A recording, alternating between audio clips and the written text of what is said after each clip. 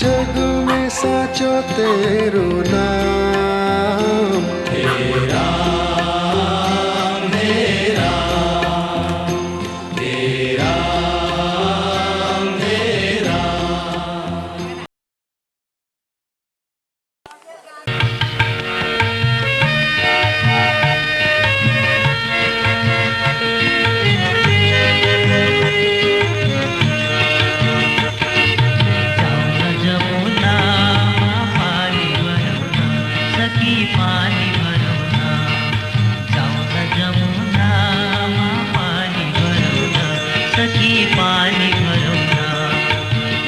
लपकी हिरण चिटो सुनको बंसी बजेको मिठो लपकी हिरण चिटो सुनको बंसी बजेको मिठो जाउन जमुनामा पानी भरौन सखी पानी भरौन।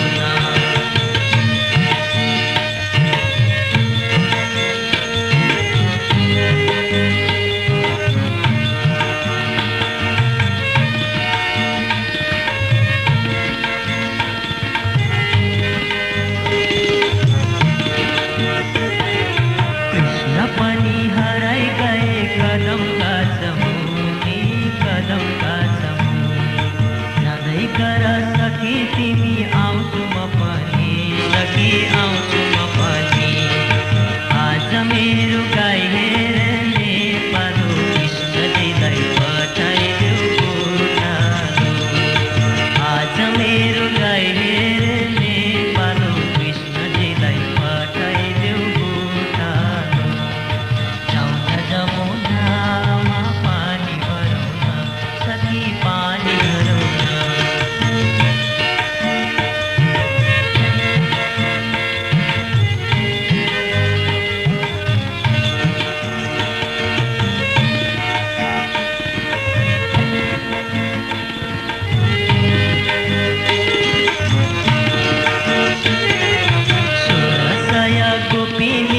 बंसीले बुलायो श्याम बंसीले बुलायो राधा सहित मोहित पारी रास रचायो श्याम रास रचायो पशुपतिमा चार ढोका चाँदीका कृष्णजीलाई मन पर्ने राधिका पशुपतिमा चार ढोका चाँदीका कृष्णजीलाई मन पर्ने राधिका जमुनामा पानी भरौन सखी पानी भरौन लपकी हिँड्न छिटो सुनको बन्सी बजेको मिठो लपकी हिँड्न छिटो सुनको बन्सी बजेको मिठो जाउन जमुनामा पानी भरौन सखी पानी भरौन सखी पानी भरौन सखी पानी भरौन सखी पानी भरौन सखी पानी भरौन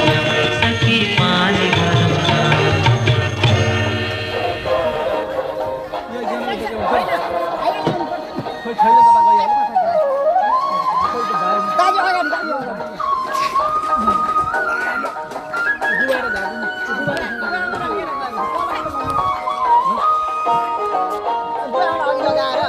बुबार आफूले बोक्ने हो क्या? दाजु त किताब पनि बोक्नु।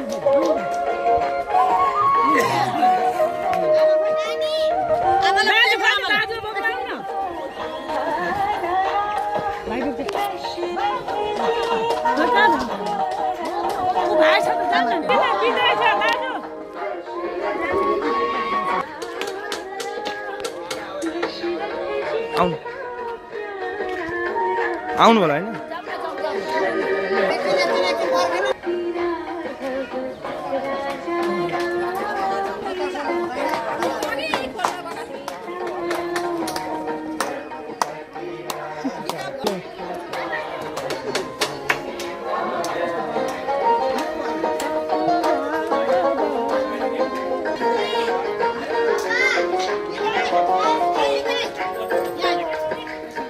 उता फोटो त ल्याएर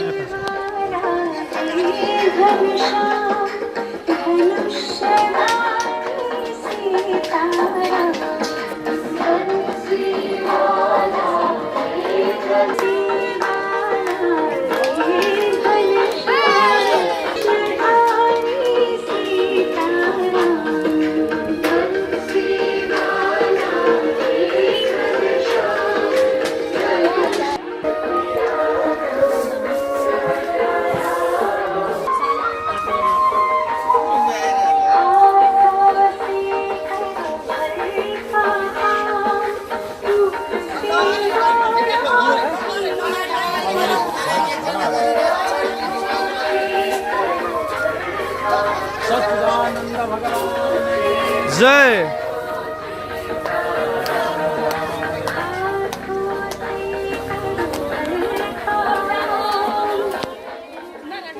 बोक्नु गर्मी हुन्छ।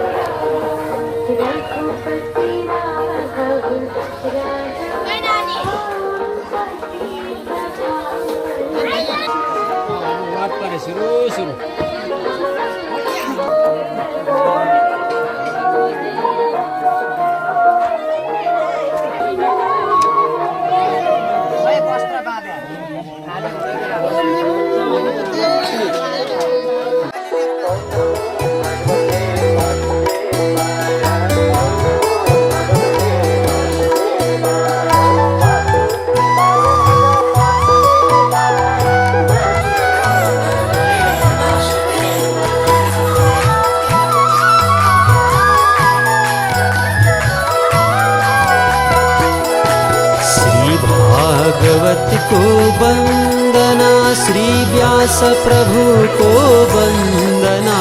श्री भागवत को वंदना, श्री व्यास प्रभु को वंदना।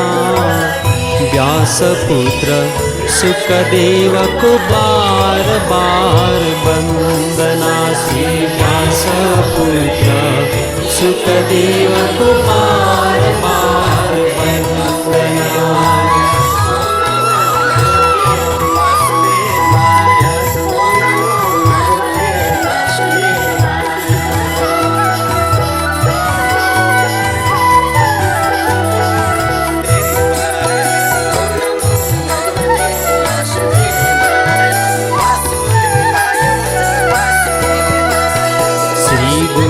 चरण को वंदना, श्री हरि चरण को वंदना। गुरु चरण को वंदना, श्री हरि चरण को वंदना। ब्रह्मा विष्णु महादेव को बार बार वंदना। श्री ब्रह्मा विष्णु महादेव को बार बार वंदना।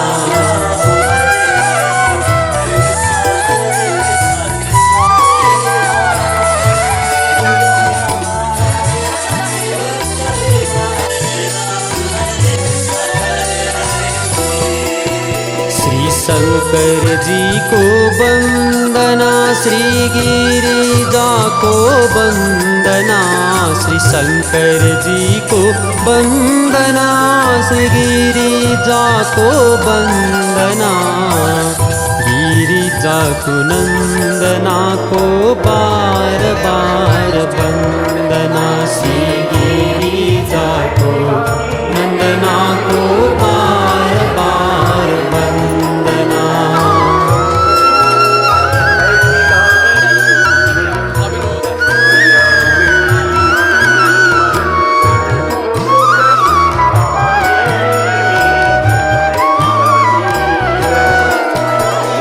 यशोदा को वंदना, श्री नंद बाबा को वंदना।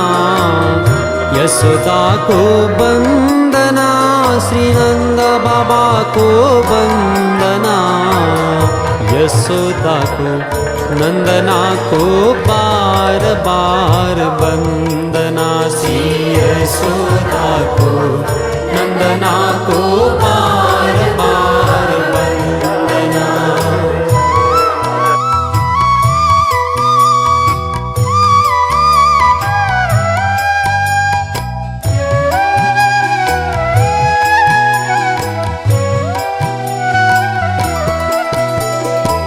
सीताराम को वंदना, श्री राधे श्याम को वंदना। सीताराम को वंदना, श्री राधे श्याम को वंदना। श्री वृंदावन धाम को बार बार वंदना। श्री वृंदावन धाम को बार बार वंदना।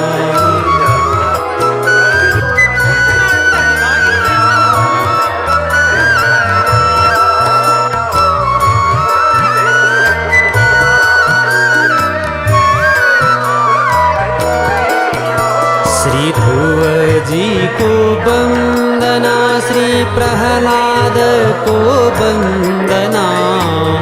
ध्रुव जी को वंदना, श्री प्रहलाद को वंदना। बुद्ध अवतार भगवान को बार बार वंदना। श्री बुद्ध अवतार भगवान को बार बार वंदना। श्री भागवत को वंदना, श्री व्यास प्रभु को वंदना। श्री भागवत को वंदना, श्री व्यास प्रभु को वंदना। व्यास पुत्र सुखदेव को बार बार वंदना। श्री व्यास पुत्र सुखदेव को बार बार वंदना। श्री ब्रह्मा विष्णु महादेव को बार बार वंदना। श्री यशोदा को नंदना को बार बार वंदना। त्यो उठाएर गुरुजीलाई दिनु।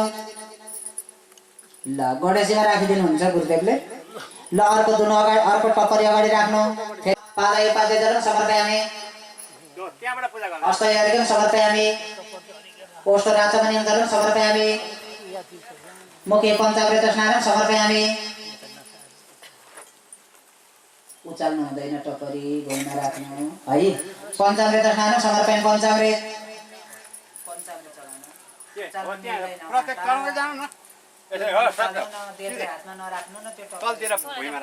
शुद्धताको स्नानं समर्पयामि। पहेँलो चन्दन। नैवेद्यान्ते आचमनीयं जलं समर्पयामि। 3 नम्बरको जल। ताम्बूलं पुगीफलं सुपारी भेटी चढाइदिनु। तन मन वचन ले प्रभु नाम गाऊं।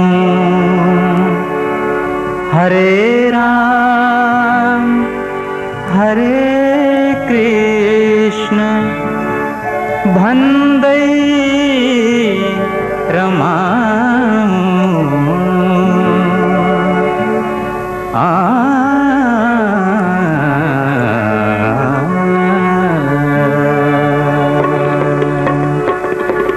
तन मन वचन ले प्रभु नाम गाऊं। तन मन वचन ले प्रभु नाम गाऊं। हरे राम हरे कृष्ण भन्दै रमाऊं। तन मन वचन ले प्रभु नाम गाऊं। हरे राम हरे कृष्ण भन्दै रमाऊं। तन मन वचन ले।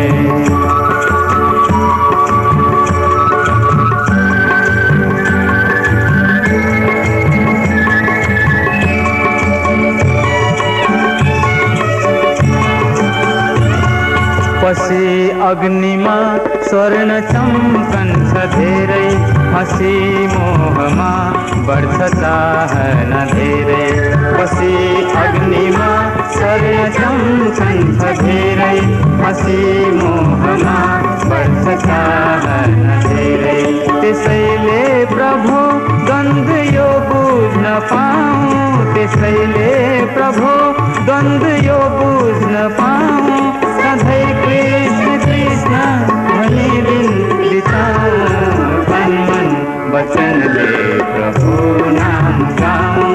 हरे राम हरे कृष्ण भन्दै रमाऊं। तन मन वचन ले।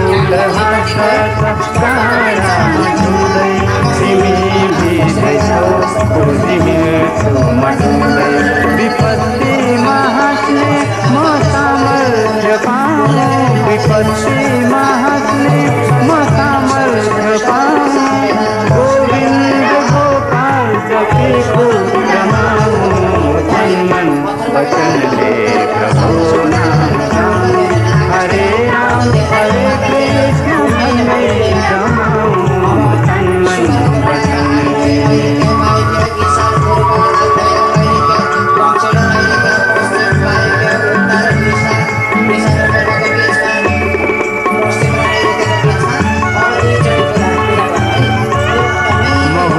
बिंदु भगवन तिमी सिंधु मेरो मोहदास तिम्रो तिमी स्वामी मेरो बिंदु भगवन तिमी सिंधु मेरो मोहदास तिम्रो तिमी स्वामी मेरो म जस्तो छु देश अरू के भनाऊँ म जस्तो छु देश अरू के भनाऊँ सधैँ कृष्ण के सब भरी बिताऊँ मन मन वचन ले प्रभु नाम गाऊँ हरे राम कृष्ण हरे रमाऊँ तन मन वचन ले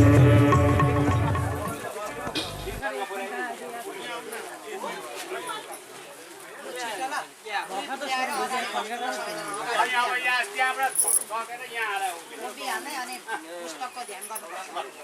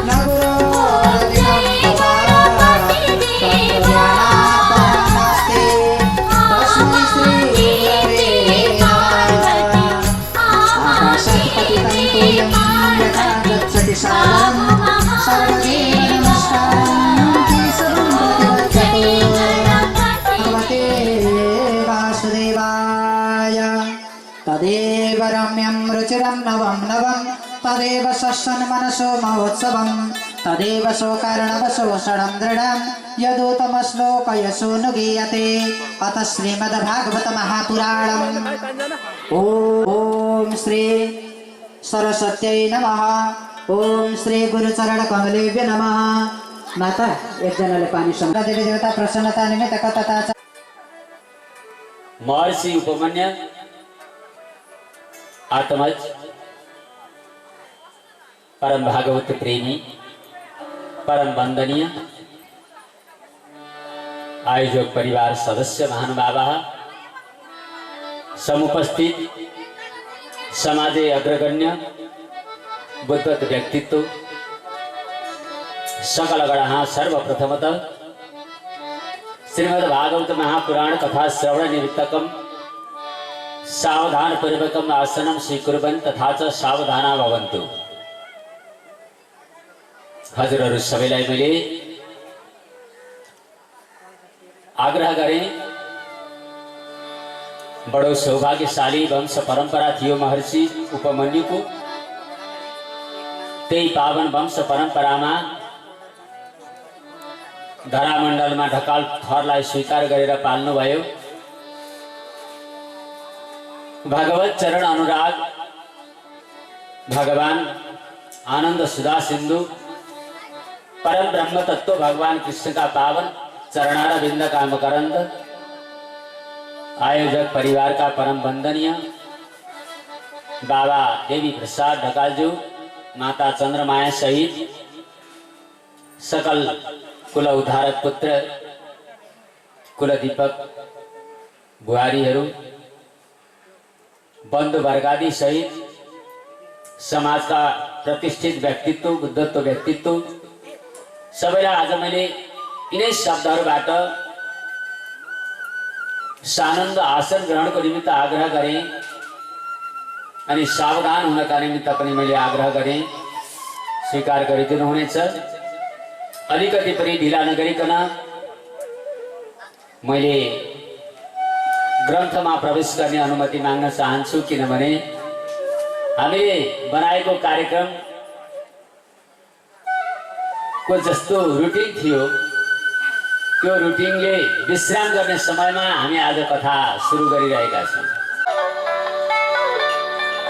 नेपाल जननी ढाल विशाल मुकुटायितं सगरमाथाख्यं हिमवत शिखरं माते गोविन्द भजले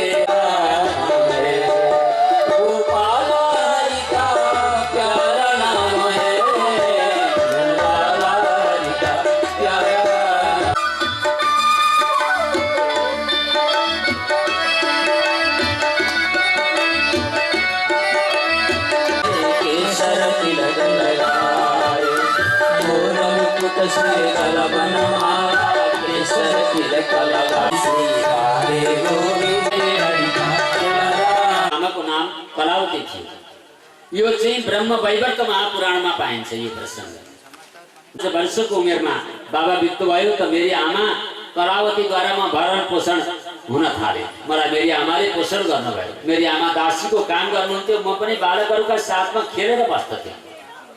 चतुर्मासीय साधनाको निमित्त म जुन गाउँमा बस्दथेँ, मेरी आमा जुन गाउँमा बस्नुहुन्थ्यो, हामी बसेकै गाउँमा एकजना सन्त आए, साधु आए। गाउँवालाले सन्तलाई 4 महिनासम्म यहाँ बस्न आग्रह गरे। जब वर्षा ऋतु आरम्भ हुनेछ, वर्षा ऋतु र शरद ऋतु यो 4 महिना तीर्थाटनको निमित्त निषेध गरिएको छ। वर्षा ऋतु र शरद ऋतुमा तीर्थाटन नजानु भनेर भनिएको छ। किन त भन्दा यहाँ चतुर्मासा हुन्छ। चतुर्मासा व्यास पूर्णिमाबाट चतुर्मासा आरम्भ हुन्छ। यसरी जब हामी यो पुराणको समापन गर्दैछौँ, 7 गतेका दिन परे चतुर्मासा समापन हुने दिन परेको छ। यस्ता मंगल मंगल पर्वहरू यो पुराणभरि 7 दिन मंगल मंगल पर्वहरू परेका छन्। आजको पर्व म बेलुका हजुरलाई सुनाउँछु, किनभने यो प्रसङ्गलाई अलि म माथि लान चाहन्छु। यसरी 4 महिनासम्म सन्तलाई केही गाउँमा बस्न भनेर गाउँवालाहरूले भने, अनि मेरी आमालाई सन्तको सेवा जाने अवसर पाइयो। जसकी आमा सत्सङ्गमा जान्छन्, उनका नानी पनि सत्सङ्गमा जान्छन्। कुरा बुझ्नु भयो? जसका बाबा सत्सङ्गमा जानुहुन्छ, बाबा आमा, उनका नानीहरू पनि सत्सङ्गमा जान्छन्। जसका बाबा आमाहरू सत्सङ्गमा जानुहुन्न, उनका नानीहरू पनि सत्सङ्गमा बिरलै एउटा कोही कोही गयो भने म भन्न सक्दिनँ, नत्र जाँदैन। जसका बाबाले चुरोट खानुहुन्छ नि, उनका नानीले पनि चुरोट खान्छ, हो कि? जसका बाबाले जुवा तास खेल्नुहुन्छ नि, उनका नानीहरूले पनि जुवा तास खेल्छ।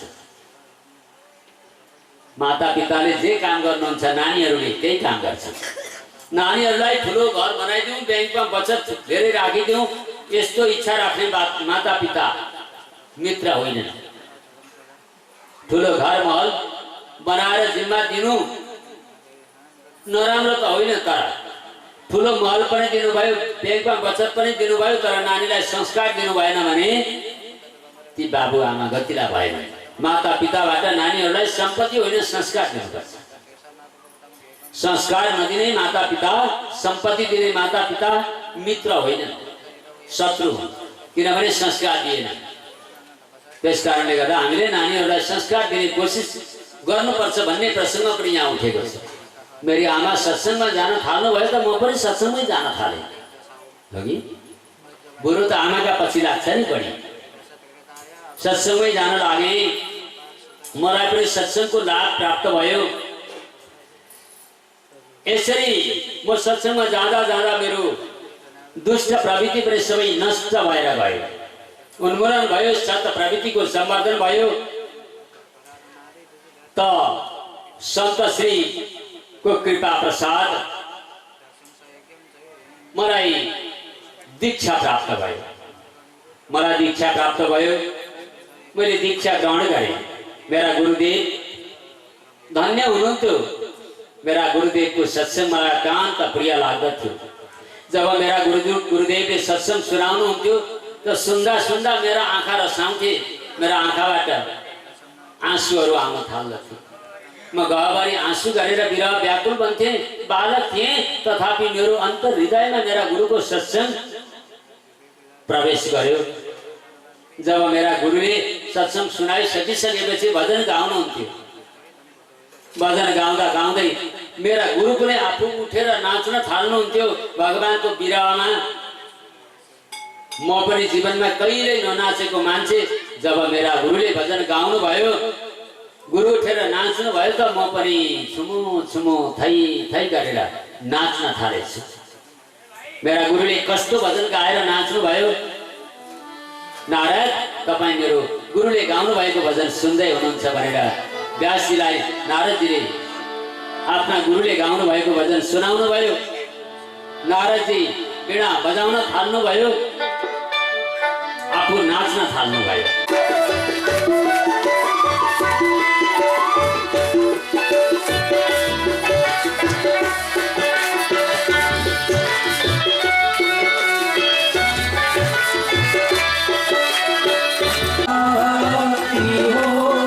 Krishna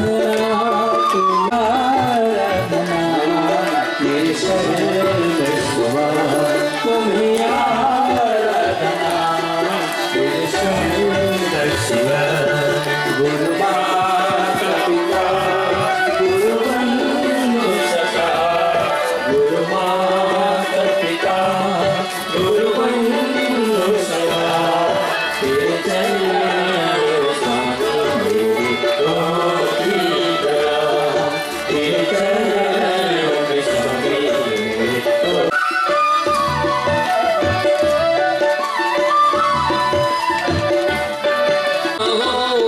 तुम्ही करुणा हो तुम्ही प्रेम हो तुम्ही करुणा हो तुम्ही मोक्ष हो मेरे सर्वस्वा तुम्ही मोक्ष हो मेरे सर्वस्वा बंधु सदा गुरु माता पिता गुरु बंधु सदा तेरे चरणों में स्वामी कोटि प्रणाम तेरे चरणों में स्वामी कोटि प्रणाम प्रियताओं में स्वामी कोटि प्रणाम तेरे चरणों में स्वामी कोटि प्रणाम तेरे चरणों में स्वामी कोटि प्रणाम बाबाहरूको जय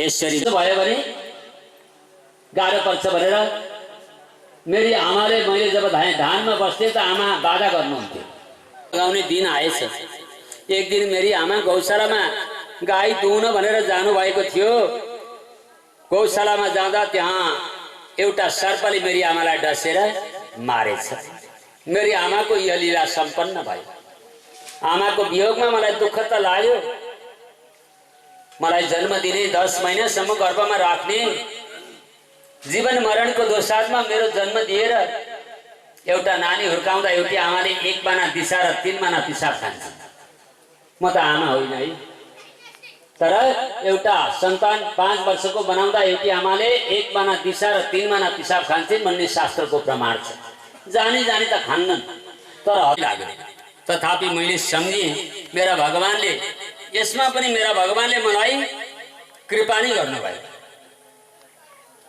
गर्नुभयो अनुग्रह नगराइदिनुहोस् भगवानलाई उसले फूल फल पनि चढायो प्रणाम पनि गर्यो नमन पनि गर्यो चोरले पनि त भगवान त मान्छ नि त चोरका पनि भगवान त उत्तिकै हुन् नि अलि केही पर पुगेपछि उसलाई ठेस लाग्यो उसको बुढी अम्लाको नङ पक्लक्कै उकियो त भगवानसँग उसले सोधेछ भगवान मैले हजुरलाई फल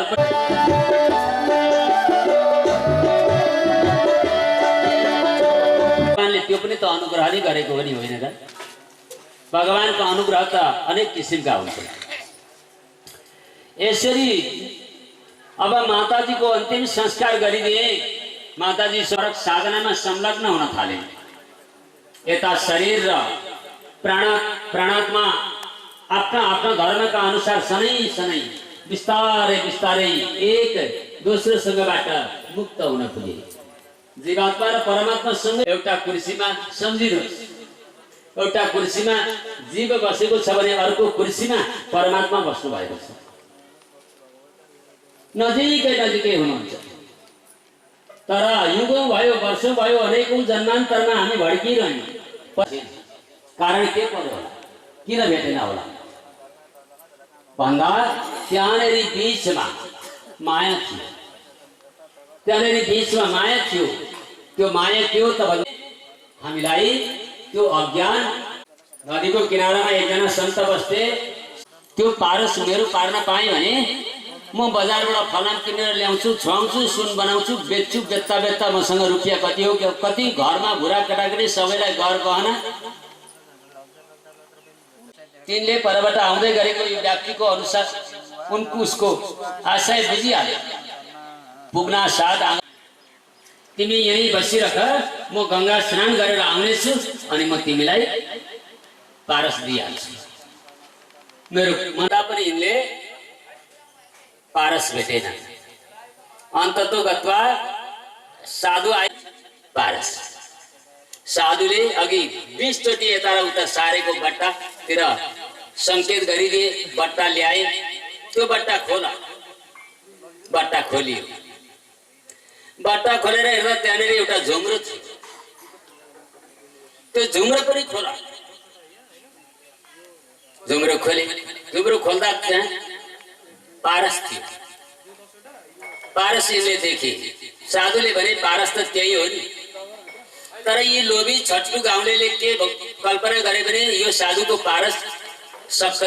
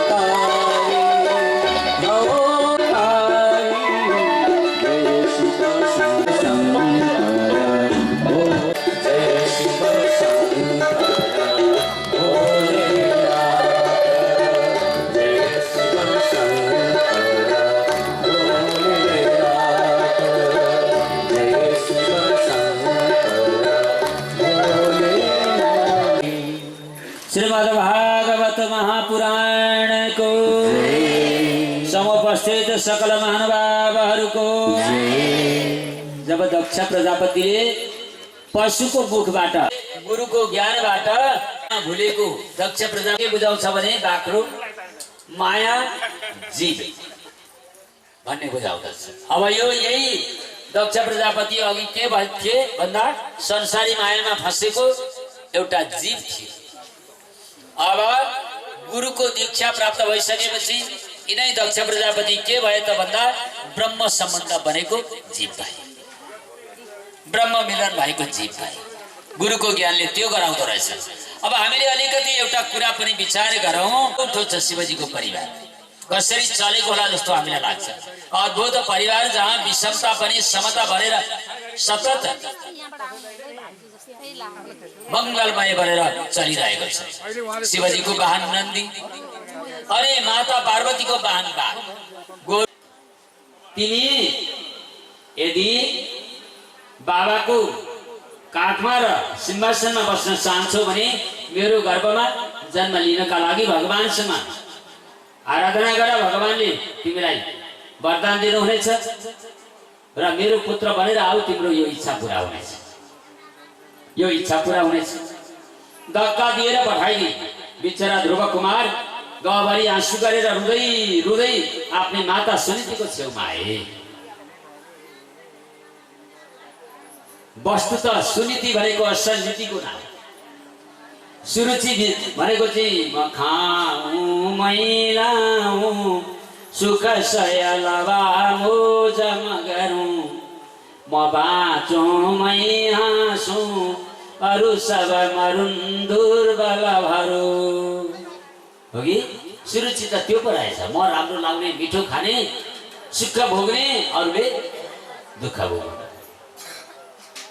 भनी दारागस्ते अबुध सठदेखि छक परी सीता खितका छाडे अभयसित हाँस्यो मरी मरी महाकवि शिरोमणि लेखनाथ पौड्यालजी उहाँले त्यसो भन्नुहुन्छ त यहाँ तपसाराध्य पुरुष तस्यैवानुग्रहेण मे गर्वे त्वां साधयात्मानं यदि छसि कृपासना सद्गुरु श्री सुखदेव स्वामीजी महाराज राजा परीक्षित भन्नुहुन्छ राजा तपसाराध्य पुरुष तस्यैवानुग्रहेण मे गर्वे त्वां साधयात्मानं यदि छसि कृपासना भगवानको तपस्या गरेर वरदान प्राप्त गरेर मेरो गर्भबाट जन्म लिएपछि पिताको काल राज सिंहासन दुवै चिज तँलाई प्राप्त हुनेछ पाउनेछ।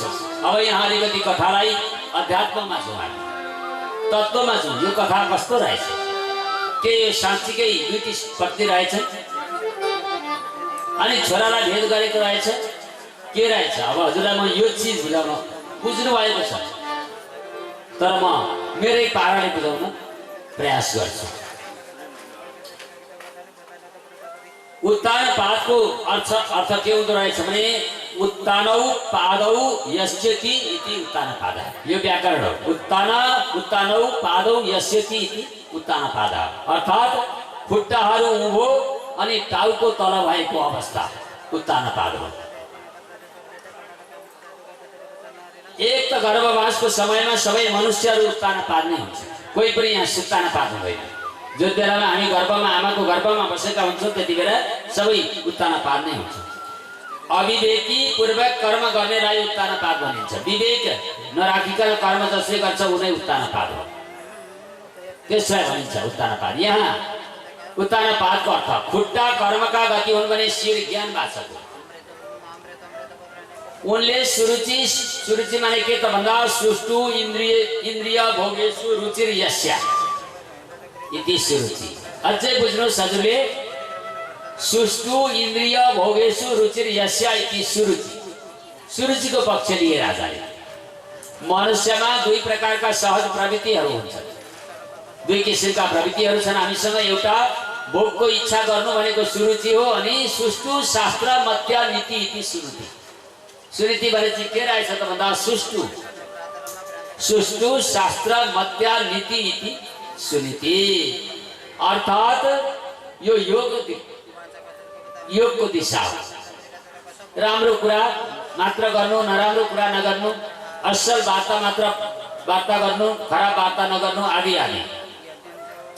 प्राय व्यक्ति मन परी इन्द्रिय लौल्यको कारणले गर्दा सुरुचिकै पक्षमा जान्छ। आजका मान्छेहरू अधिकांश सुरुचिको पक्षमा गएका छौँ हामी अधिकांश।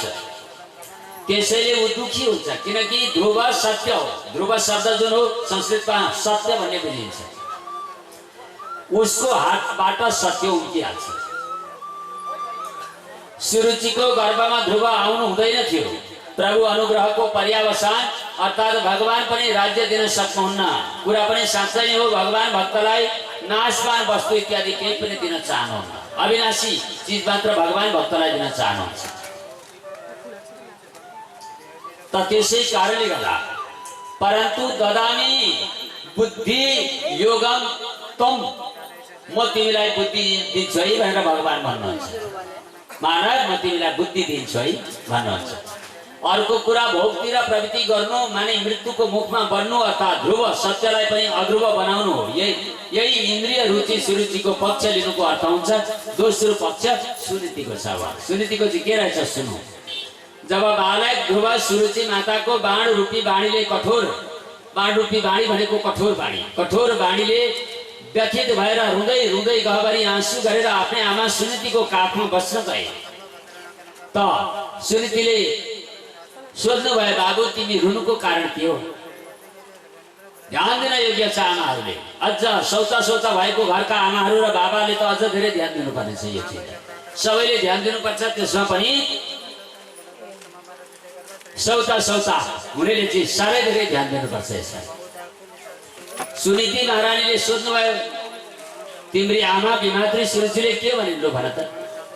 माता, मेरी आमाले जब मेरो बाबा सिंहासनमा बसिरहनु भएको थियो, मलाई पनि भाइ उत्तम बाबाको काखमा बसेको देखेपछि बाबाको काखमा जाने इच्छा जाग्यो।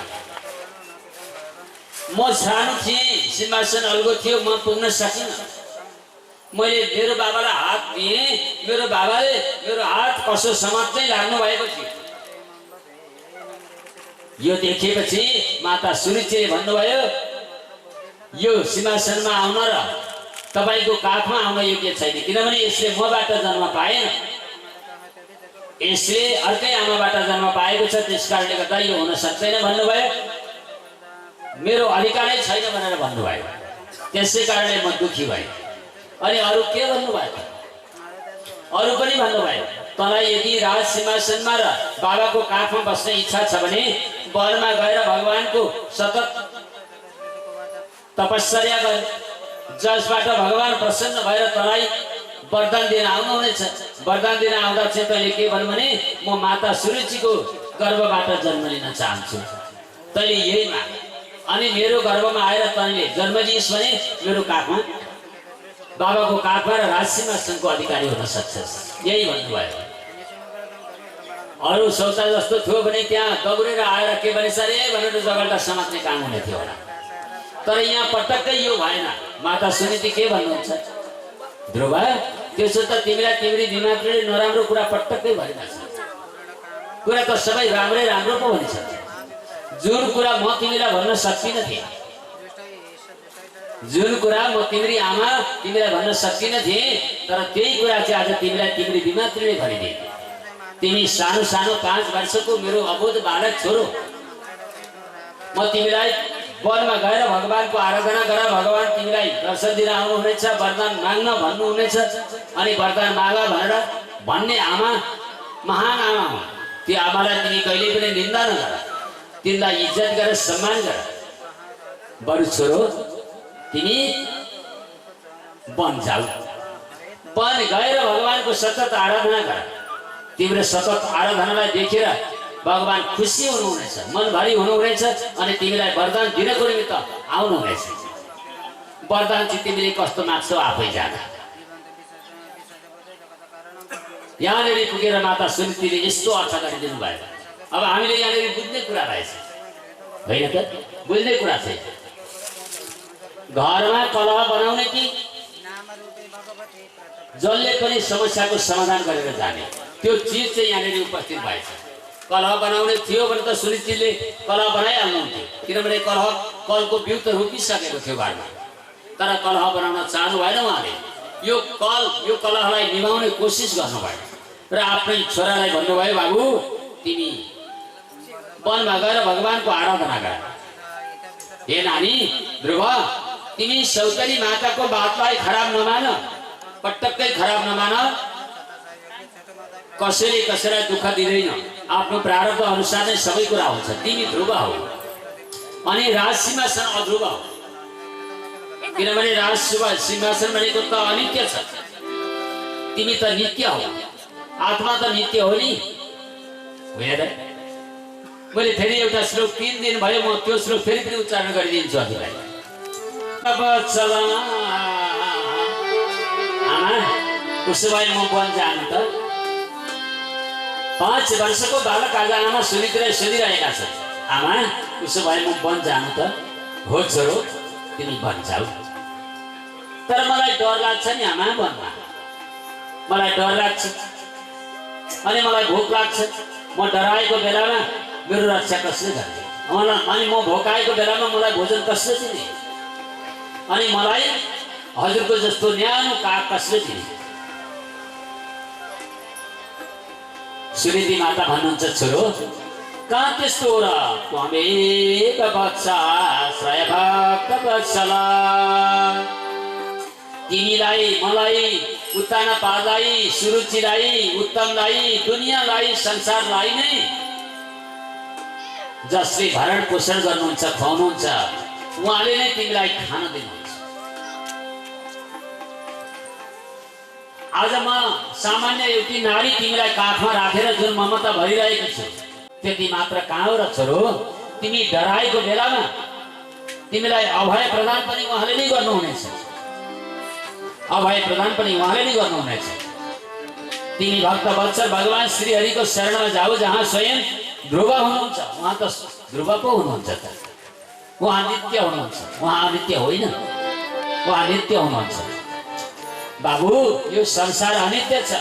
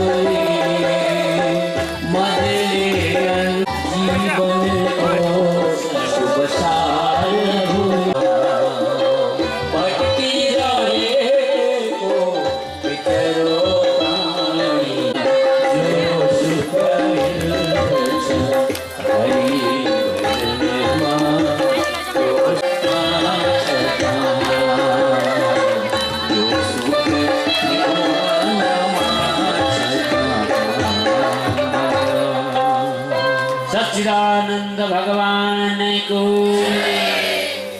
सुन्न भयो नि आज संत शिरोमणि आज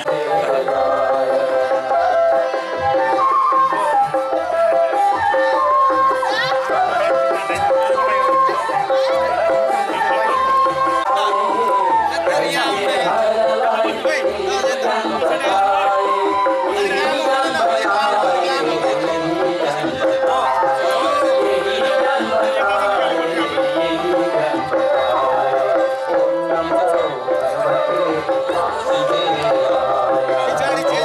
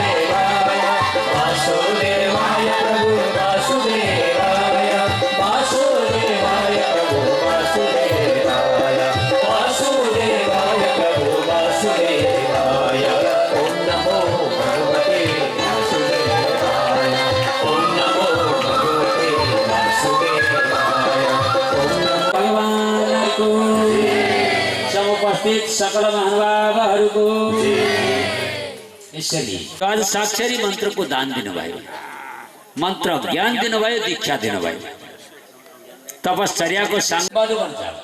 ध्रुवजी त्यहाँबाट सोझै गुरुको आज्ञालाई शिरोधार्य गरेर मधुबन जानुभयो अनि गुरुदेवको आज्ञा अनुसार मन्त्र अनुष्ठानमा तत्परतासँग लाग्नुभयो।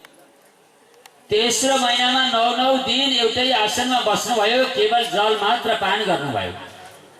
चतुर्थ महिनामा 12 दिन एउटै आसनमा बस्नुभयो, केवल वायु आहार गर्नुभयो।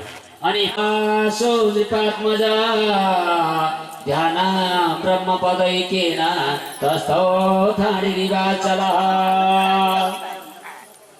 त यस्तो अवस्था भएछ कि निराहार निर्जल त थिए नै, अब त श्वास प्रश्वास पनि लिन छोडिदिए। एक खुट्टाले खडा भएर उभिएर भगवानको ध्यान गर्न लागे।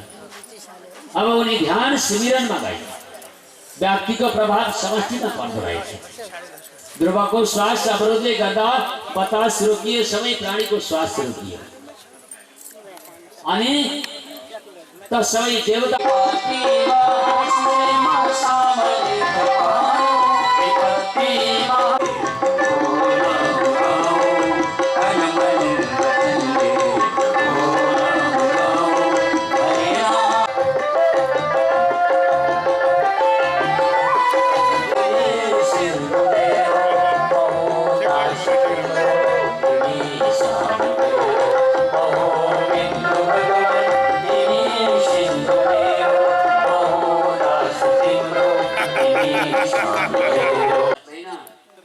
किनभने हामी संसारलाई जितिसकेका हुनेछौँ।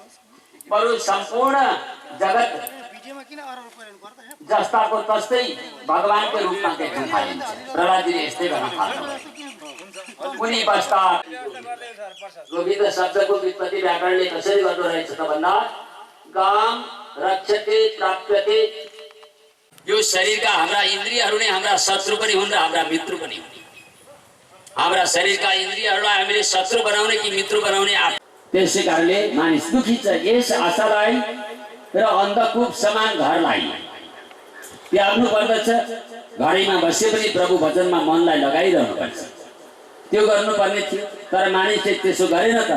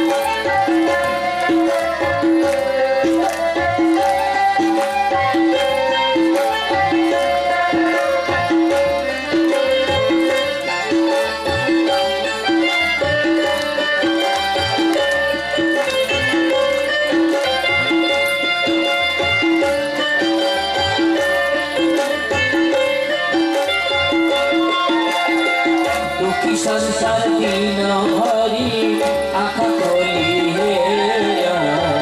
एक चिन्ता चिम्ली प्रभु चिन्तन गर दुखी संसार दिनभरि आँखा खोली एक चिन्ता चिम्ली प्रभु चिन्तन गर एक भई भजन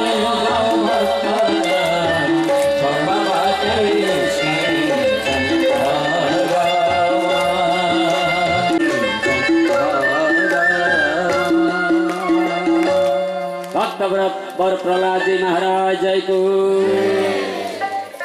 के पढ्यौ बाबा? मैले कक्षा 1 मा श्रवण पढेँ भगवानको सत्संग सुन्नु पर्ने रहेछ, मलाई त्यो थाहा भयो। दोस्रो कक्षामा मैले भगवानको कीर्तन गाउनु पर्ने रहेछ भन्ने थाहा पाएँ, भन्नु पर्दो रहेछ। यिनै 9 कक्षा पढेँ। श्रवणम कीर्तनम विश्वस मरणम पाद सेवना अर्चना वन्दनम दास्यम सख्यमात्म निवेदना। यिनीहरूमध्ये कुनै एउटा मात्र पनि बाबा पर्याप्त छ। तिनीहरूले डरले थरथर कामदै भने राजा, यसलाई न त हामीले यस्तो विद्या बढायौं न अरू कसैले बढायो। यो त स्वाभाविक नैसर्गिक मति रहस्य राजन, यो त नैसर्गिक रूपले यसको कुरा बोल्छ। जन्मजात बुद्धि नै यसको यस्तै छ। विषयमा प्रहलादजीले नै पिताजीसँग भने स्वयं अन्धा हुनुहुन्छ भनेपछि म अन्धलाई कसरी उहाँले बाटो देखाउनु होला? हजुर कल्पना गरिबक्सिस् कि एउटा अन्धो व्यक्तिले अर्को एउटा अन्धो व्यक्तिलाई कसरी एक ठाउँबाट अर्को ठाउँमा पुर्याउन सक्छ?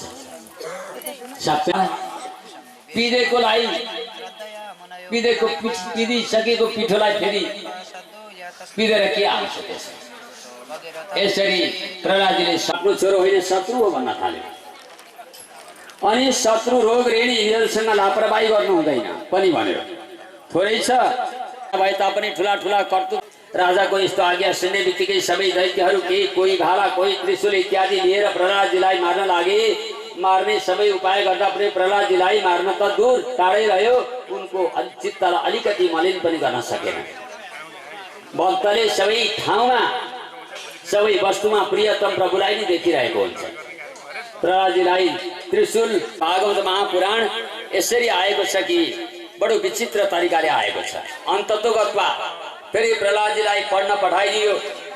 प्रहलादजीले विद्यालयमा गएर पढ्नु भएन, सबै दैत्य बटुहरूलाई भेला पार्नु भयो र प्रभुका चरणतिर लिएर जाने बाटो नै देखाउनु भयो। प्रहलादजीले दिएको यो दुर्लभ उपदेश जो नारदजीलाई भगवान नारायणबाट मिलेको थियो त्यही ज्ञान थियो। यी दैत्यजी भन्नुहुन्छ बटुहरू हो, जुन बेलामा मेरा बाबा तपस्या गर्न जानुभयो म मेरी आमाको गर्भमा थिएँ। मेरी आमाको म गर्भमा भएका बेलामा देवराज इन्द्रले हिरण्यकशिपुको छोरो कयादुको गर्भमा छ भनेर मेरी आमालाई अपहरण गरेर लिएर गयो, मार्ने उद्देश्य लिएर गएको थियो। बाटामा देवर्षि नारदजी भेटिनु भयो। नारदजीले मेरी आमालाई लिएर कुटीमा जानुभयो, त्यही सत्संग सुनाउनु भयो, त्यही भागवतको कथा सुनाउनु भयो, कीर्तन सुनाउनु भयो। नाना विधिका ज्ञानै हो। त्यो कीर्तन रूपी खाजा, भजन रूपी खाजा जब आमाले खान्छन् त त्यो गर्भको बालकले पनि त्यसको केही अंश खान्छ।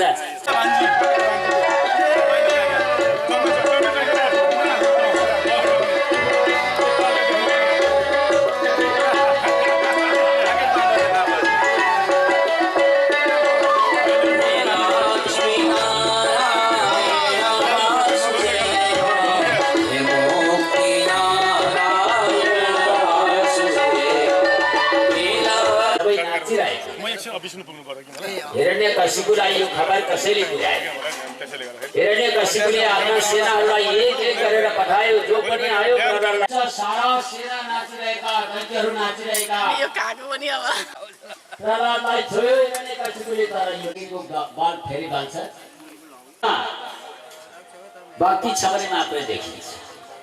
अब म हजुरलाई यो दरबारमा अनि यो खम्बामा भगवान भएको देखाउँछु। यदि भगवानमा मेरो दृढ भक्ति छ भने, यदि वेद शास्त्रहरू प्रमाणित हुन् भने खम्बाबाट विद्यमान खम्बामा विद्यमान मेरो प्रभु प्रकट भएर मेरो पिताजीलाई पनि दर्शन दिनुहोस्, किनभने मेरो पिताजी यो खम्बाबाट अनि यो दरबारबाट हजुरको दर्शन गर्न चाहनुहुन्छ। प्रहलादजीले भगवानलाई भन्नुभयो। प्रहलादजीले यति मात्र के भन्नुभएको थियो, आफ्नो भक्तको कुरालाई सत्य साबित गर्नका लागि परात्पर परब्रह्म परमात्मा र ब्रह्माजी सनकादिहरूको वचनलाई राख्नको लागि खम्बाबाट नै भयङ्कर नृसिंह रूप भगवान प्रकट हुनुभयो। नृसिंह अवतार भगवानको स्तम्भे सभायां न मृगा न मानुषा। जब त्यो खम्बाबाट हिरण्यकशिपुलाई दर्शन दिनुभयो, नृसिंह अवतार भगवानले कस्तो रूपमा आए भने स्तम्भे सभायां न मृगम न मानुष, न त मान्छे न त सिंह हो। कण्ठभन्दा उँधोको भाग मान्छेको जस्तो छ, कण्ठभन्दा उँभोको भाग टाउको चाहिँ सिंहको जस्तो छ। बडो विचित्रको रूपमा चाहिँ खाबाबाट एउटा पुरुष निस्कियो, ल्याब्राक ल्याब्राक ल्याब्राक गर्दै लामो लामो जिब्रो निकाल्दै चट चट आवाज भएको मात्र थियो। एकाएक खम्बा फुटाएर नृसिंह भगवान प्रकट हुनुभयो त घमासान युद्ध आरम्भ भयो। हिरण्यकशिपु र भगवानको युद्ध आरम्भ भयो। सन्ध्या समयमा दैलाको मध्यमा बसेर भगवानले आफ्नो काखमा दैत्यराज लिनुभयो अनि लामा लामा नङहरू देखाउँदै भन्नुभयो, दैत्यराज आफ्नो वरदानको स्मरण गर। लोक पितामह ब्रह्माजीबाट तिमीले वरदान पाएका थियौ, स्मरण गर, सम्झ। तिमीले भनेका थियौ दिनमा नमरौँ रातमा नमरौँ, यो सन्ध्या समय छ, मर। यो दिन हो कि रात हो, यो त साँझ हो। घर भित्र नमरौँ घर बाहिर नमरौँ भनेका थियौ, यो भित्र हो कि बाहिर हो? यो त भित्र पनि होइन बाहिर पनि होइन, दैलाको फेरो सङ्घार हो। त भित्र र बाहिरको बीचमा छैन, आकाशमा नमरौँ पातालमा नमरौँ। मैले भने तिमी यो आकाश हो कि पाताल हो? यो आकाश पनि होइन पाताल पनि होइन, त्यसैले मैले तिमीलाई मेरो काखमा लिएको छु। सन्तानमा एउटा मात्र पनि परम भागवत वैष्णव भक्त भयो भने उनका सबै सन्तानहरूको कल्याण हुन्छ, पूर्वजहरूको र भावी सन्ततिहरू सबैको कल्याण हुन्छ। आज दुष्ट भएर पनि हिरण्यकशिपु भगवानको काखमा बस्ने सौभाग्य प्राप्त गरेको छ। यो सौभाग्य उनकै छोरा प्रहलादजीले दिलाएका छन्। तिमीले भनेका थियौ अस्त्र शस्त्र केहीले पनि नमरौ, त्यसैले मैले हातमा अस्त्र शस्त्र केही लिएको छ छैन, तर भगवानले नम्र देखाइदिनु भयो। अनि तिमीले भनेका थियौ ब्रह्माजीको सृष्टिमा पशु या मनुष्य कसैले पनि मलाई नमारौ। म पशु हो भनौँ भने मनुष्य आकार छ, मनुष्य भनौँ भने पशुको शिर छ। मैले यस्तो रूप बनाएको हो। अर्को कुरा तिमीले भनेका थियौ 12 महिनामा नमरौँ। कशिपु वैशाख जेठ असार साउन भदौ असोज कार्तिक मङ्सिर पुष माघ फागुन चैत भन, यो कुन चाहिँ महिना हो? 12 महिनामा गङ्गा, यो त 12 महिनामा नपर्ने महिना पो रहेछ।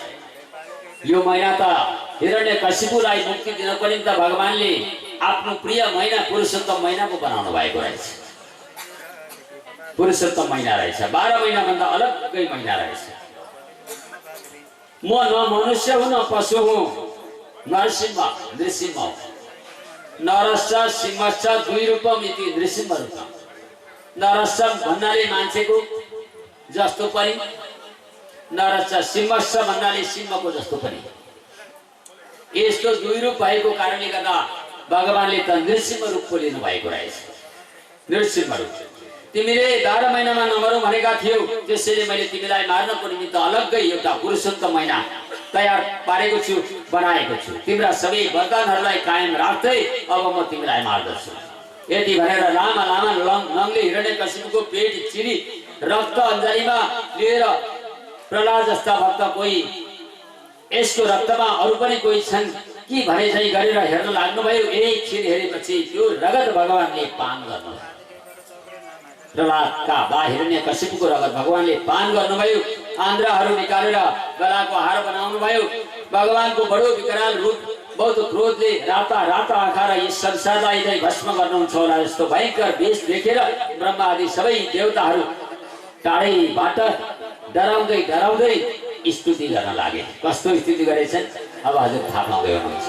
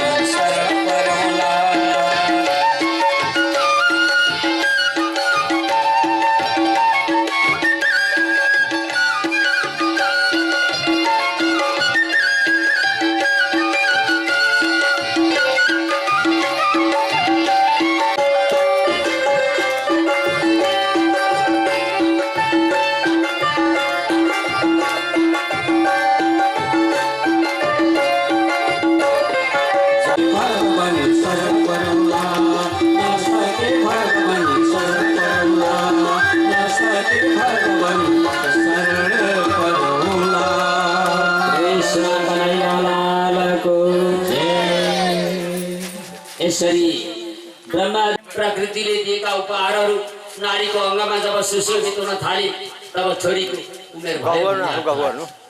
छोराको उमेर 16 वर्ष भएपछि हुन्छ, तर छोराको विवाह 27 वर्ष। परीक्षित महाराजले राजा परीक्षित महाराजले सतगुरु संत शिरोमणि श्री सुखदेव स्वामीजी महाराजसँग प्रश्न गर्नुभयो, गुरुदेव गङ्गाको जलले 1000 छोराहरू मुक्त भए, सन्तहरूले तपस्या अनि गंगा जल पान गर्छन्, गंगाको स्पर्श गर्छन्।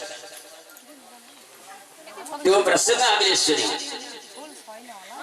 अब अगाडि बताई बक्सियोस् रामको प्रसंग छोटकरीमा सुनेका छौं, फेरि पनि अरु अलिकति सुनाउनुहोस्, किनभने रामको मर्यादा प्राप्त भए दीर्घायुका पुत्र राजा रघु भए।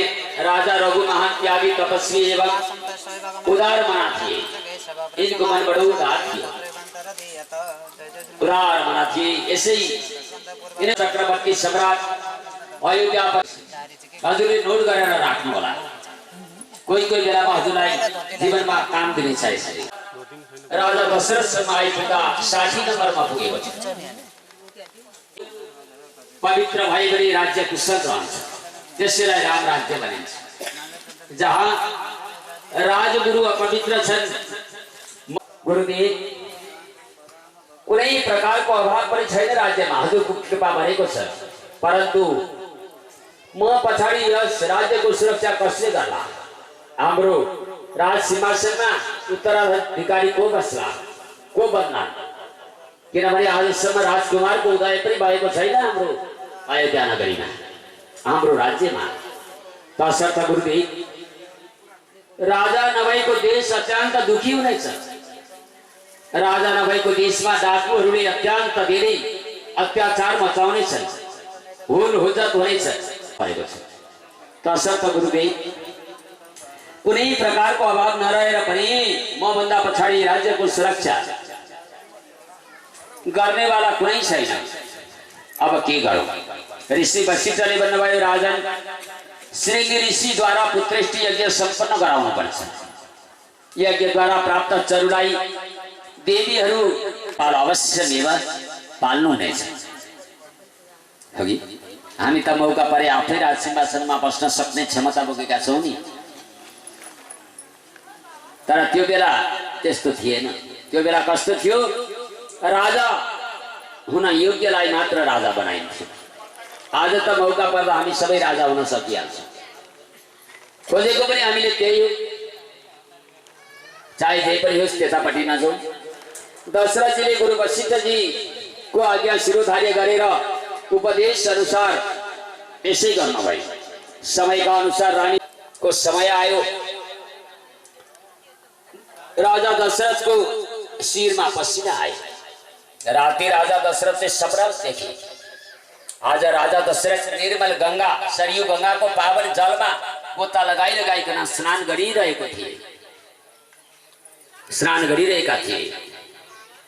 देवी कौशल्या साथमा थिए।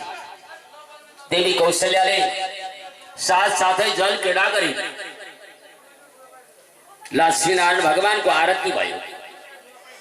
सपनामा यस्तो देखियो, जससँग बिउजिदा राजा बिछौनाबाट उठ्नुभयो। सबैभन्दा पहिले त कर्मशील हातहरूलाई नमन गर्नुभयो।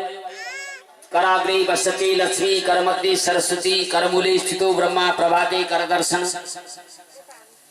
हाम्रा आमाहरूले बाबाहरूले सबैले यो काम गर्नुहुन्छ होला। बिहान उठेर यी कर्मशील हातहरूलाई नमन अभिवादन गर्नुपर्छ र भन्नुपर्छ, हे कर्मशील, कर्म हुन सकोस्, असत कर्मबाट मेरा हातहरू आज दिनभर जोगी हुन् आदि आदि। त्यसदेखि पछाडि पृथ्वी देवीलाई नमन अभिवादन गर्नुपर्छ।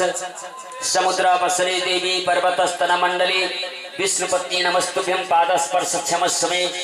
हे आमा, हजुरको त्यो कोमल छातीलाई अवश्यमेव पीडा हुनेछ, परन्तु मेरा पाउहरू आज असत कर्मको यात्रा नगरून्, नराम्रो मार्गको पर्यटन नगरून् र मेरा दुवै पाउहरू आज दिव्य सरोवरमा फुलेका कमलका पुष्प समान नरम बनुन्, पवित्र बनुन्। ती कठोर पाउ हजुरको छातीमा मैले राख्ने अनु प्रणमोष्टाङ्ग उच्यते। उरसा छातीले, शिरसा शिर झुकाएर, दृष्ट्वा आँखाले हेरेर, मनसा मनले कल्पना गरेर, वचसा वचनले बोलेर, पदभ्याम पाउहरूलाई निर्मल गराएर, कराभ्याम हातलाई, दुवै हातलाई भेला पारेर 10 अङ्गुलहरू एक आपसमा जोडेर, जानुभ्याम घोडालाई पनि अनुकूल अवस्थामा राखेर यसरी प्रणाम गरे भने साष्टाङ्ग प्रणाम हुनेछ। हाम्रो शरीरका 8 अङ्गहरूले प्रणाम गर्नुपर्नेछ। प्रणाम के सूत्र बनेर आउन इच्छा गर्नुहुन्छ। राजा दशरथ रानी कौशल्याले भगवान स्वयंलाई पुत्र बनाएर राख्ने इच्छा प्रकट गर्नुभयो। माता कौशल्याले आफ्नो स्तनको 10,000 पान गराउने इच्छा गर्नुभयो अनि आफ्नै हातले लिटो पकाएर खुवाउने इच्छा गर्नुभयो। राजा दशरथले पुत्र रूप परमात्मालाई आफ्नो चोरी एउटा समाजमा दिएर टुकु टुकु हिँड्न सिकाउने इच्छा गर्नुभयो। हामी गृहस्थहरू कति पवित्र रहेछौँ। गृहस्थका घरका भगवान पुत्र रत्न बनेर, देवीहरू कन्या रत्न बनेर आउन आतुर हुनुहुन्छ। तर हामीले यो कुरा कहिल्यै बुझेनौँ। उद्देश्य राखेर हामीले सन्तान जन्माउने चेष्टा बिरदै थोरैले मात्र गर्यौँ होला। भगवान श्रीराम आउनुभयो, खडा हुनुभयो। कौशल्याको मधुर ममतामयी वाणीको प्रतीक्षा गरिरहनु भएको थियो कि आमाले अब के भन्नु होला। यता बसन्ती हावा राजा दशरथको शिरमा चुन्न लाग्यो।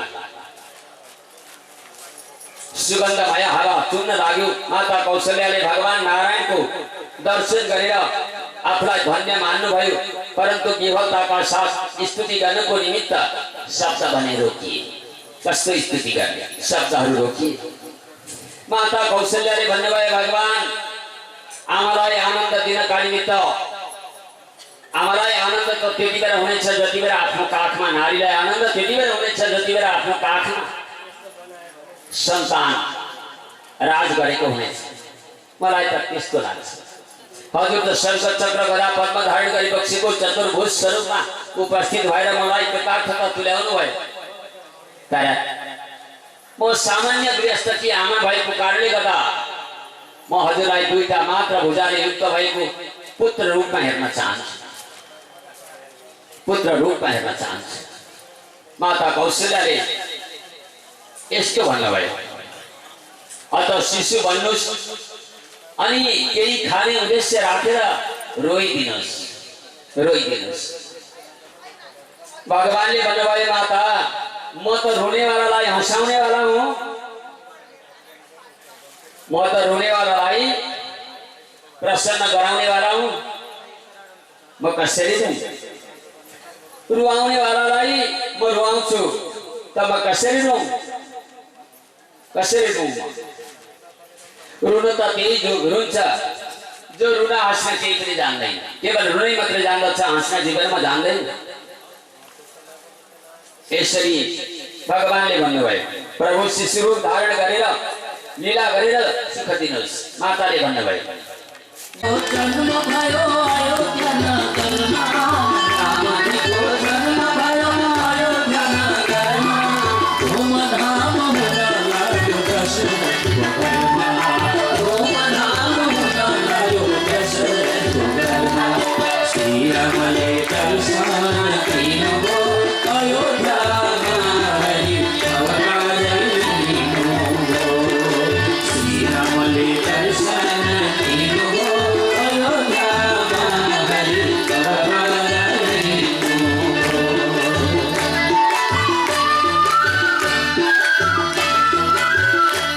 आए घर घरबाट फुलमाला लिई, सबै आए घर घरबाट फुलमाला लिई, सबैलाई बिदा दिन्थे उपहार दिई, सबैलाई बिदा दिन्थे उपहार दिई।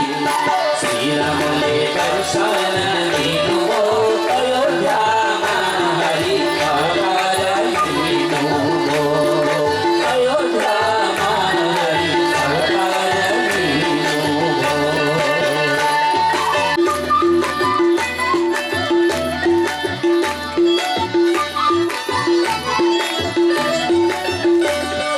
जय जयकार हुन लाग्यो दरबारमा आजा, जय जयकार खुसी भई नाच्न लागे दशरथ राजा। रामले दर्शन दिनुभयो अयोध्यामा, हरि अवतार लिनुभयो, अयोध्यामा हरि अवतार लिनुभयो।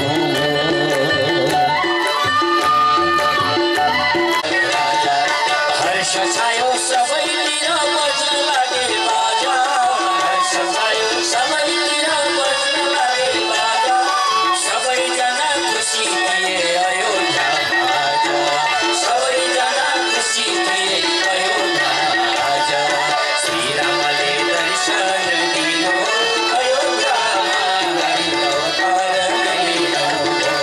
श्रीरामले दर्शन दिनुभयो अयोध्यामा, हरि अवतार लिनुभयो, अयोध्यामा हरि अवतार लिनुभयो, अयोध्यामा हरि अवतार लिनुभयो।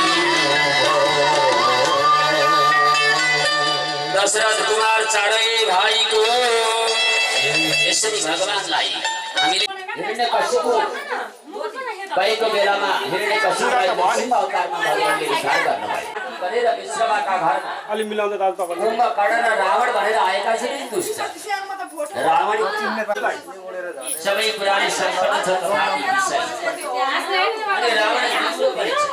अनि रावण आग्रही बुढाले भने कृष्णलाई बुढाले भन्छ। अर्थ तो गर्दा यही रावण जस्तो राम शब्दको अर्थ हुन्छ क्या ऊ यता यता वरदान प्राप्त गर्यो यता हो यता यता चप्पल दिनु भएको वरदान प्राप्त गर्यो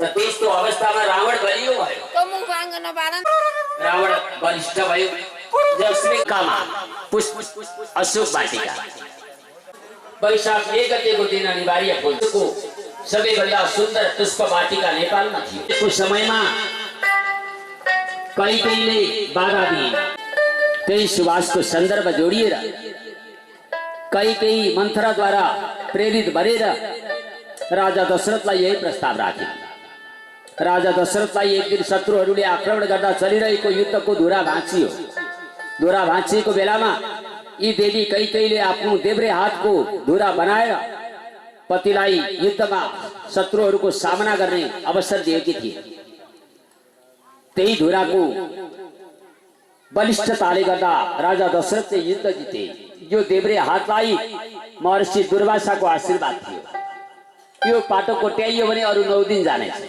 मैले हजुरलाई यति संकेत गरेँ त्यही दुईटा धरोहर मध्ये मन्त्रद्वारा प्रेरित माता कौशल्या कहाँ जानुभयो प्रणाम गर्नुभयो अनि भन्नुभयो आमा म 14 वर्षको लागि वनवास जाँदैछु हजुर मलाई आज्ञा दिई बक्सियोस् म सुनितिले आशीर्वाद दिएका गरेका ध्रुव कुमारलाई मधुवनमा एकापट्टि रामलाई पनि जीवनमा सुवास ल्याउनको निमित्त बाबु वनवास जान तिमीलाई मैले सल्लाह दिन्छु माता कौशल्या सीतालाई पनि पतिको साथ छोड्ने इच्छा भएन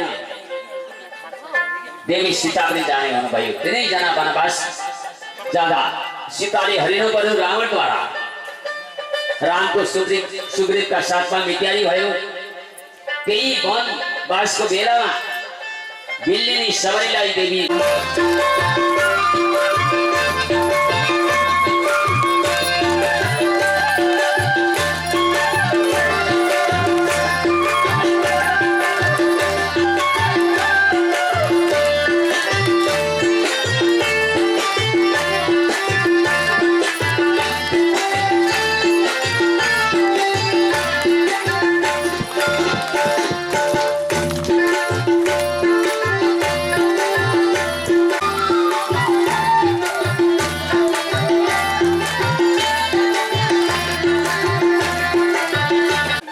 हर्षित भक्तजन गइहाल्छन् परमधाम भगवान रामको नाम जपौँ रामको नाम के होला पत्ता लगाऊ रामको नाम के रामै हो त होइन यो त गुरु वशिष्ठजीले राखिदिनु भएको नाम हो राखिदिएको नाम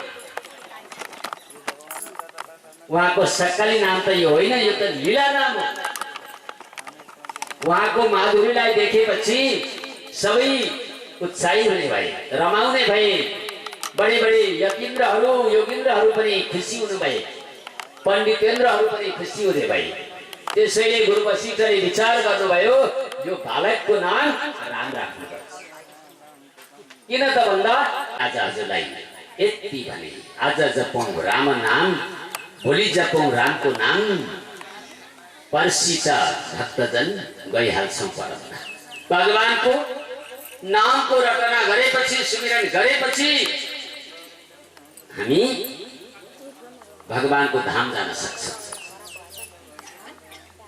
मैले आज राम कथामा हजुरलाई यति पुनरावृत्ति मात्र गराएँ राम कथा त करोडौं श्लोकले युक्त छ भागवतमा राम कथा यति थोरै त्यही थोरै हजुरलाई सुनाएँ यसरी रामले अनेक किसिमका यज्ञहरू सम्पादन गर्नुभयो भन्ने बुझिन्छ गृहिणी भन्ने बुझिन्छ गृहिणी गृह मुच्यते घरमा चाहिँ गृहिणी उच्च हुन्छन् अरे वसुदेव देवकीद्वारा साक्षात भगवान जन्म लिनेवाला हुनुहुन्छ उनको गाई प्रसन्न गर्नको निमित्त अथवा उनको कार्य सम्पादनमा सहयोग गर्नको निमित्त देवाङ्गनाहरूको आवश्यकता छ तत्प्रियार्थम सम्भवन्तु सुरस्त्रियः कई विद्वान तत्प्रियार्थमको अर्थ गर्नुहुन्छ तस्य प्रिया तत्प्रिया राधा तदर्थम सम्भवन्तु सुरस्त्रियः पनि भन्ने गर्नुहुन्छ अर्थात् भगवानका साथ उनका शक्ति राधिका रानी जी आइरहनु भएको छ। उनको निमित्त देवाङ्गनाहरू पनि को पनि आवश्यकता छ। स्वयं प्रकाश रूप भगवान शेष ठुला दाजुको रूपमा एवं योग माया प्रभु राम सेना योग माया प्रभुको अंशद्वारा अवतार लिने छिन् अंश रूपमा। यसो भएपछि सबैको कल्याण हुनेछ।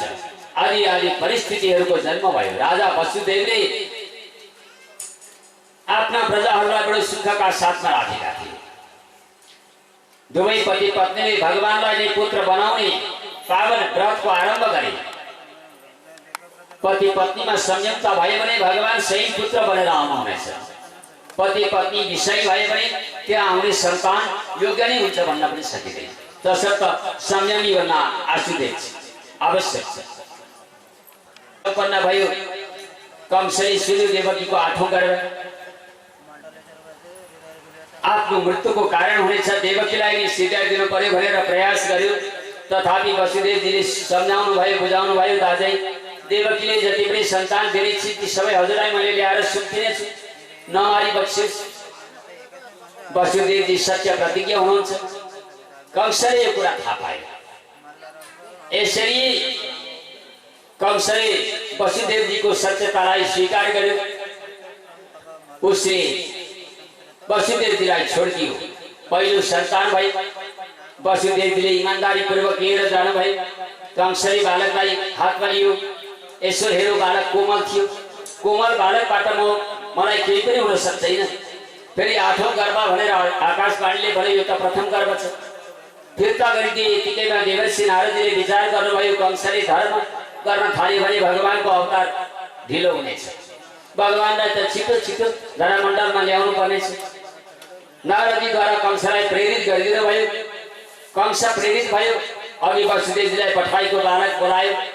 त्यसलाई मार्यो, अर्कोलाई मार्यो, अर्कोलाई मार्यो गर्दै गर्दै 6वटा नानीहरू मार्यो कंसले। बाबु उग्रसेनलाई राज सिंहासनबाट हटायो। ऊ आफू राज गर्न थाल्यो। नाना दिदी पत्नीहरू पनि यसरी राखेको छ। यसरी यस्तो स्थिति भएपछि कंस एक त स्वयं बलि थियो, अर्को जरासन्धको सहायता पनि यो कंसलाई प्राप्त थियो। यो जरासन्धको प्रसङ्ग मैले पछि जोड्नेछु। तेस्रो प्रलम्बासुर, बकासुर आदि उसका साथीहरू थिए। यिनका डरद्वारा प्रजा भयभीत भएर गुरु पञ्चाल आदि देशमा गएर बस्न थाल्यो। यता एक एक गरेर देवकीका 6वटा पुत्रहरूलाई कंसले मारिसक्यो। हतेषु सर्षु कालेषु सारा नरनारीहरू अत्यन्त दुखी भए। भगवानको सम्झना गर्छन्, स्तुति गाउँछन्। भगवान धरामण्डलमा हजुर आउन ढिला भइसक्यो, अब त छिटो आउनुपर्छ। जब भगवानका भक्तहरू भगवानलाई छिटो छिटो बोलाउँदैनन् तबसम्म भगवान आउनुहुन्न। भगवानका भक्तलाई भगवान प्रिय मान्नुहुन्छ। भक्तहरूले बोलाएपछि भगवान टार्न सक्नुहुन्न। जब भक्तहरूको अन्तर हृदयमा बस्नुभएका भगवान भक्तहरूले भेट्दैनन् तबसम्म भक्त दुखी भएर बस्नुपर्ने हुन्छ। र भगवानलाई छिटो छिटो प्रकट गराउनका निमित्त भक्तहरूको नि आवश्यकता पर्दछ। भक्तहरूले कसो गरेछन् अब हजुर सुन्दै हुनुहुन्छ एउटा भजनले।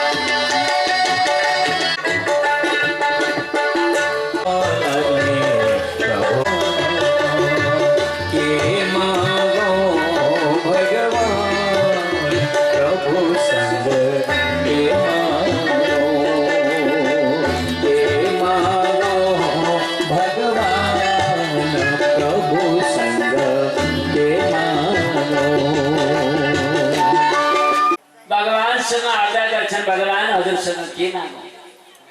हीरा मोती मागौँ भने लान पाइने होइन। हामीसँग हामी त के गर्यौं? आजको दुनियाँ हजुरले हेर्नु भएको छ। यति भोगी भयो, यति दुष्ट भयो, मारेर भए पनि धनै कमाएको छ। लुटेर भए पनि धनै कमाएको छ, झुक्क्याएर भए पनि धनै कमाएको छ, फकाएर भए पनि धनै कमाएको छ। के गर्नु धन यसले? थला बसोस् त यसको धनले के गर्लाई गर्छ? यसलाई काम दिँदैन। तर आज कति ऐश आराम विलासिताको जीवन बन्यो मान्छेको, हो कि? यति विलासिताको जीवन बन्यो।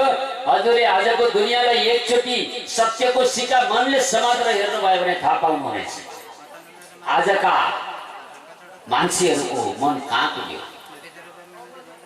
कति दुष्ट प्रवृत्ति भयो, भोग प्रवृत्तिमा आजको दुनियाँ लाग्यो। भगवानका भक्त बाहेक आजका मान्छेहरू भोग प्रवृत्ति र सङ्ग्रही प्रवृत्तिमा व्यक्त भएको पाइन्छ। तर यो सम्पत्ति अन्ततोगतवा यिनका लागि विषादमा पैदा हुनेछ। जसले अथवा सम्पत्ति आर्जन गरे लुटेर कुटेर हत्काएर फकाएर कुनै पनि भूमिका बनाएर, यही सम्पत्ति यिनको मृत्युको कारण बनेछ। भगवानका भक्तहरू के भन्छन्? भगवान हजुरसँग के मागौँ? जे मागे पनि हजुरले दिन सकिबक्छन्। हीरा मोती जे मागे पनि हजुरले दिन सकिबक्छन्।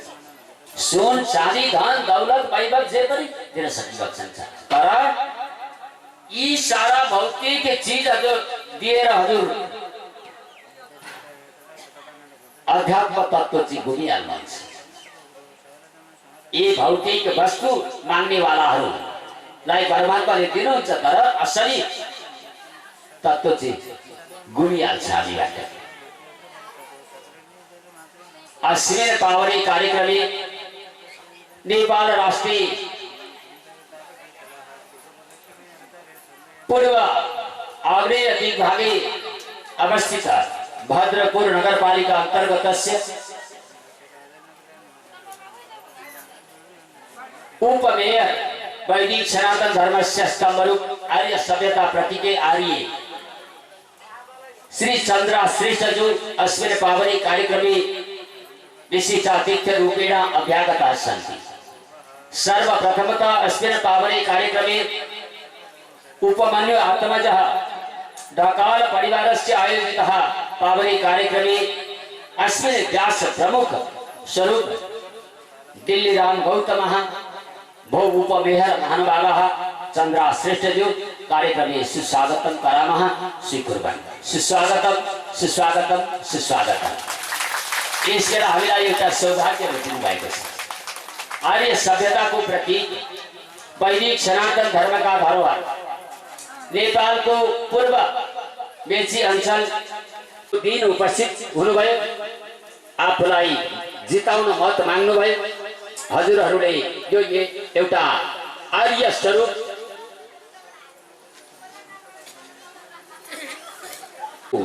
अग्रगामी भूमिका बनाइदिनु भयो। उपमेयर बनाइदिनु भयो चन्द्रा श्रेष्ठजीलाई। यो कार्यक्रमको प्रमुख व्यास पनि आएका हुन्छन्, हो कि होइन भन्नु त? जब जब हामी हात्तीको आशा राख्छौँ, हात्ती आएपछि कंस पापी भयो। कंस रूपी अभिमान पापको मूल हो। अभिमानी मनुष्य जीवनको कार्यशैलीको निमित्त विधि र निषेध यो दुईटै कुरालाई महत्त्व दिँदैन। यो कुन चाहिँ विधि होला कुन चाहिँ निषेध होला अभिमानीलाई थाहा हुँदैन। कंस अभिमानको स्वरूप हो। अतएव उत्तरोत्तर पाप कर्ममा नै यो कंस प्रवृत्त भयो। अब कंस पापी बनिसक्यो।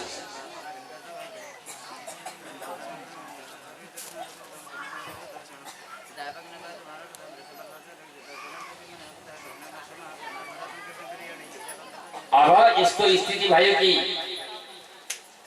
कंस पापी बन्यो। देवकीको सातौं गर्भमा भगवान अंश स्वरूप शेषजी प्रवेश गर्न भयो। कंसले वसुदेव र देवकीलाई बन्दी गृहमा लगेर थुन्यो। पेटमा मेरो अंश स्थित छ, त्यसलाई त्यहाँबाट लिएर रोहिणीका गर्भमा प्रवेश गराऊ, त्यहाँ लगेर राखिदेऊ। त्यसो भएपछि सब विक्रमी विशिष्टातिथ्य रूपेण अभ्यागतः सन्ति।